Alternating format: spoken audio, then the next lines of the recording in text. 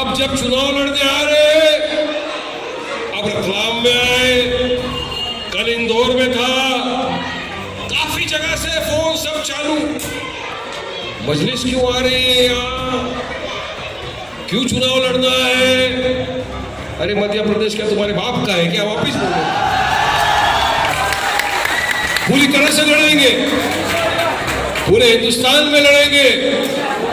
हिंदुस्तान किसी के बाप की जागीर थोड़ी है। अब रतलाम में असदुद्दीन ओवैसी की पार्टी AIMIM की एंट्री हो गई। तकरीबन 3 वार्डों में अपने प्रत्याशियों को प्रमोट करने के लिए खास तौर पर असदुद्दीन ओवैसी साहब के खास प्रवक्ता वारिस पठान को भेजा गया और बड़ी भारी भीड़ इकट्ठी कर आम सभा की गई। मुस्लिमों ने सोचा जैसा असद साहब विवादित बोलते हैं, ठीक उसी तरह उनके प्रवक्ता से भी कुछ विवादित सुनने को मिलेगा।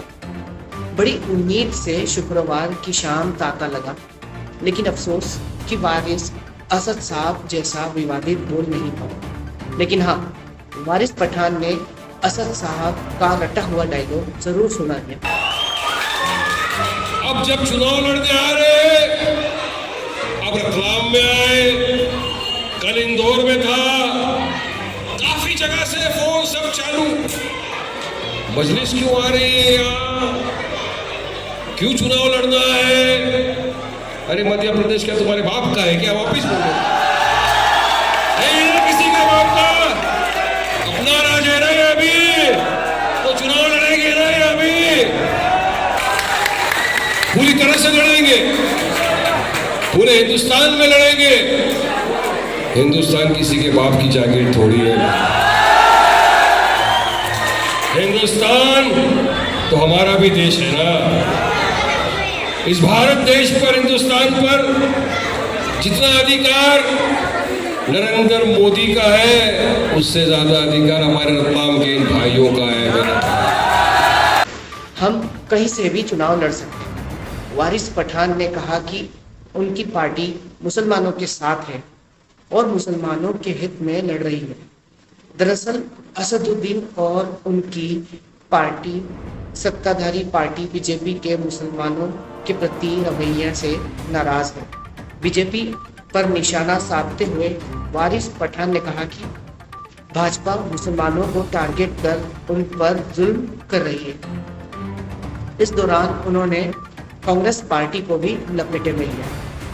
दरअसल मुसलमानों पर हो रहे जुल्म को लेकर कांग्रेस पार्टी की चुप्पी उन्हें हजम नहीं हो रही, इसलिए उन्होंने मीडिया में दिए गए बयान में कांग्रेस पार्टी के प्रति अपनी भड़ास निकालते हुए कहा कि कांग्रेस और भाजपा दोनों एक ही सिक्के के दो पहलू।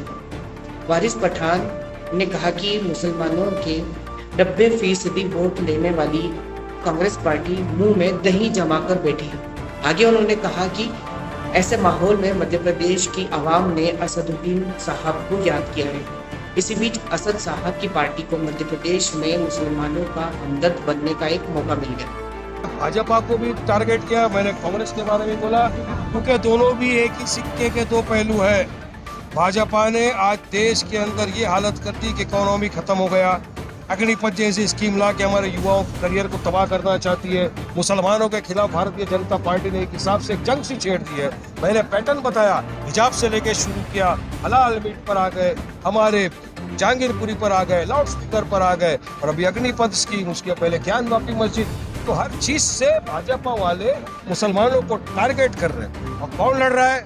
भाजपा की आंख में आंख डाल के जवाब दे रहा है। ये जो कथाकथित सेक्युलर पार्टी है, जो मुसलमानों के वोट चाहिए 90%, मगर आज मुंह में दही जमा कर बैठे।